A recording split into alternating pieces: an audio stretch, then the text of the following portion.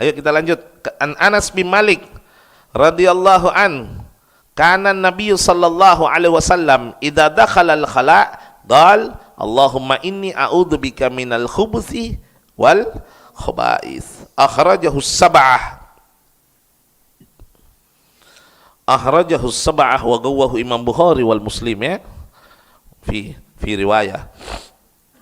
Perhatikan, dari Anas bin Malik meriwayatkan itu Nabi Muhammad sallallahu alaihi wasallam kalau masuk kamar mandi, dengarkan, baik hammam maupun birkah, beda itu ya, beda itu. Hammam sama birkah beda. Hammam tidak ada WC, birkah ada WC.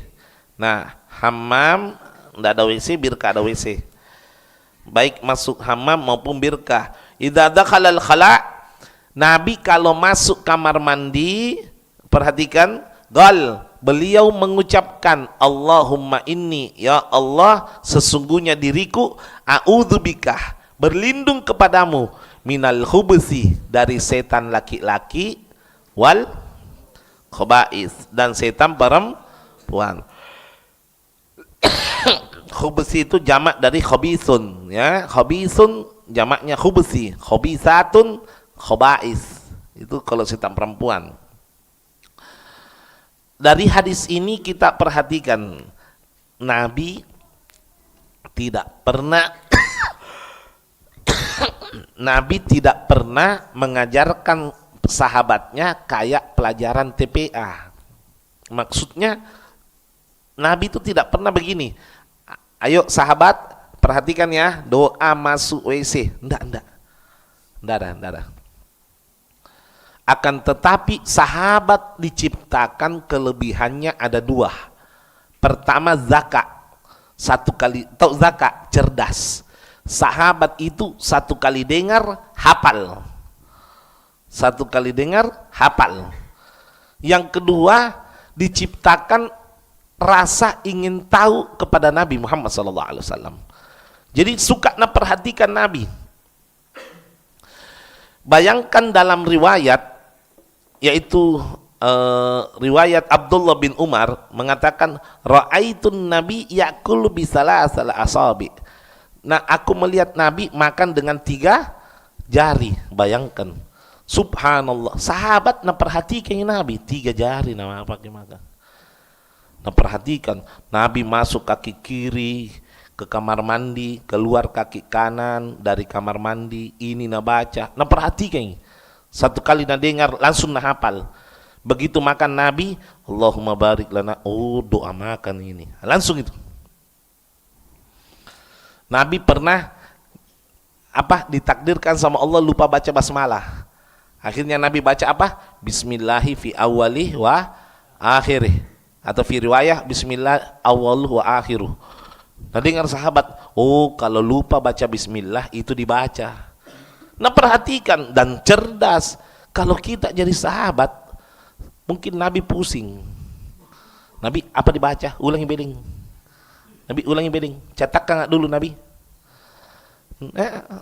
Jadi memang kecerdasannya sahabat itu luar biasa, ya. Zakat betul. Satu kali dengar hafal, satu kali dengar hafal gitu. Dan ini juga dalil bahwa hadis ini mengajarkan kita betapa pentingnya memperhatikan gerak-gerik orang alim. Karena kenapa? Gerak-gerik orang alim itu adalah ilmu yang tersirat, tidak tersurat. Tahu maksudnya? Ada ilmu yang tertulis, ada ilmu yang tidak tertulis. Apa ilmu yang tidak tertulis? Gerak-geriknya orang berilmu. Makanya afdalud dakwah fil hal. Sebaik-baiknya dakwah adalah gerak-gerik. Kadang-kadang pendakwah lain bilang lentong sikapnya, misalnya. Tuh. Jadi afdalud dakwah fil hal. Sebaik-baiknya dakwah fil hal. Karena Nabi betul-betul jaga itu. Jaga baik-baik. Nah, dan satu pelajaran, sehebat-hebatnya Nabi, dengar kina, sehebat-hebatnya Nabi masih minta perlindungan sama Allah Subhanahu wa taala. Anda tahu semua setan lari kalau ketemu Nabi Muhammad sallallahu alaihi wasallam. Wih, tidak mampu, jangankan setan, iblis lagi kabur kok.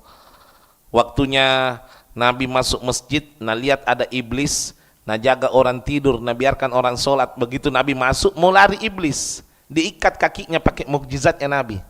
Tawakaf, stop, tidak bisa goyang itu iblis. Sebenarnya iblis mau lari, bagaimana tidak mau lari? Panas badannya iblis, kena cahayanya Nabi Muhammad SAW. Anda tahu nanti kalau jembatan Sirat, Nabi kalau lewat di jembatan Sirat, api neraka itu mati. Kenapa? Gara-gara cahayanya Nabi Muhammad SAW. Cahayanya Nabi ini luar biasa. Ya, cahayanya Nabi luar biasa. Setan takut, iblis lebih-lebih lagi.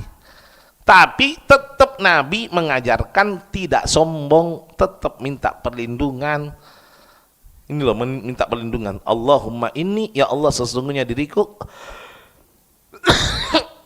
a'udzubika, minta perlindungan darimu minal khubuthi wal khaba'is, dari setan laki dan setan perempuan. Jelas ya?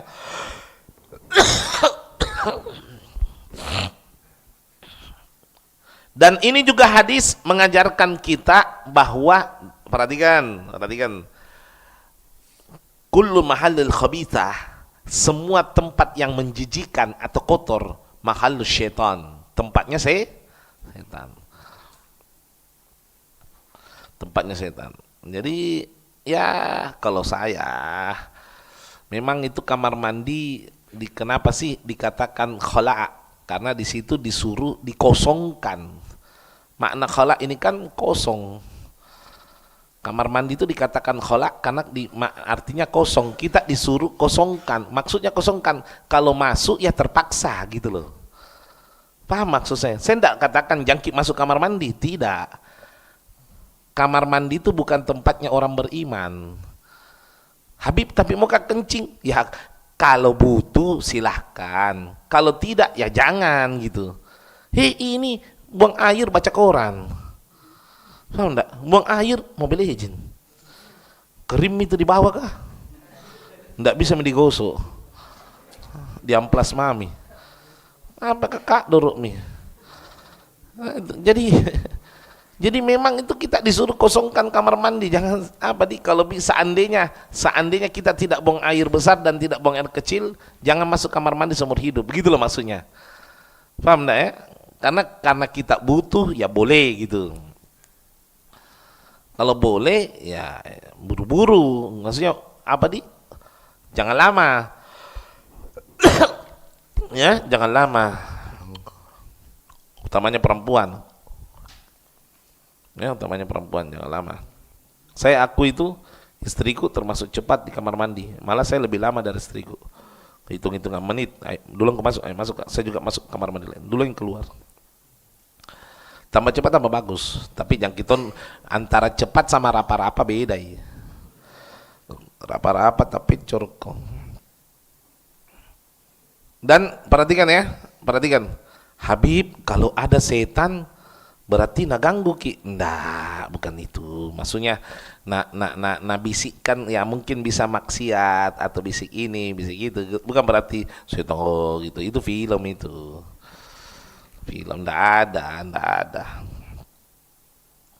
Saya itu paling tidak suka bicara aneh-aneh.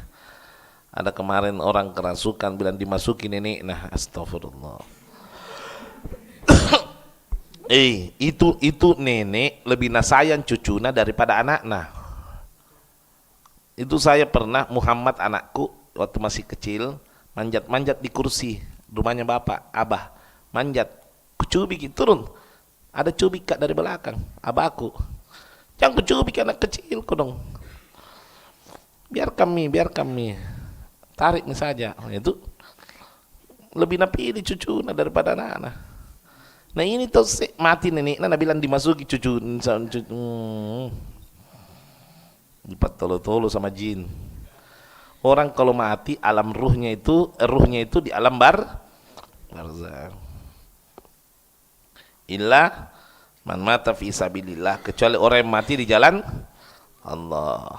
Ada dalam Al-Quran itu, wala tahsabanna alladziina qutilu fi sabilillahi amwat bal ahya inda rabbihim yurzakun. Ada ayat lainnya, walakin la tash'urun ya.